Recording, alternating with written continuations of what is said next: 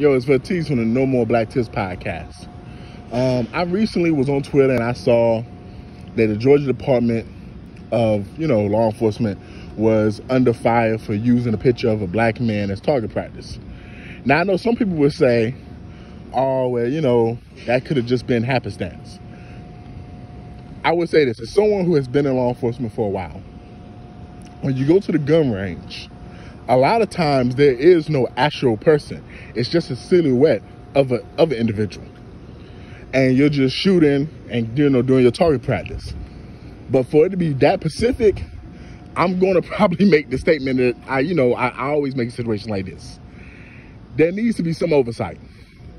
Even if it was like an innocent mistake, there's so many people that's involved in a lot of these decision making. Somebody should have saw that and said, hey, there's no reason for us to choose an African-American individual, especially seeing how in the picture it's two white individuals that's doing the shooting, and how this can be a misperception of African-American relationships with police officers when we've already been put in a situation where all African-Americans distrust the police officers. So this is just a prime example of, racism can be institutional.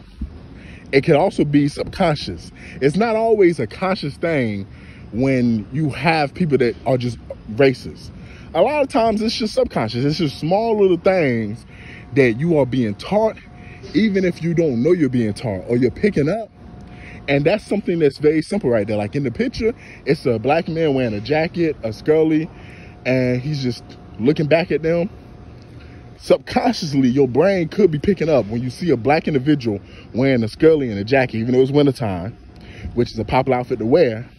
He could be a dangerous person because that's what you literally are practicing shooting. Even though you're just knowing your head is just a target, your brain subconsciously thinks that. And in the law enforcement type line of work, where everything happens so fast and you're making split-second decisions, that's the difference between you literally pulling the gun out and firing. Because that picture could have very well just been a white man in a business suit. But instead, it was a black man wearing a jacket and a scully. That's just something to think about.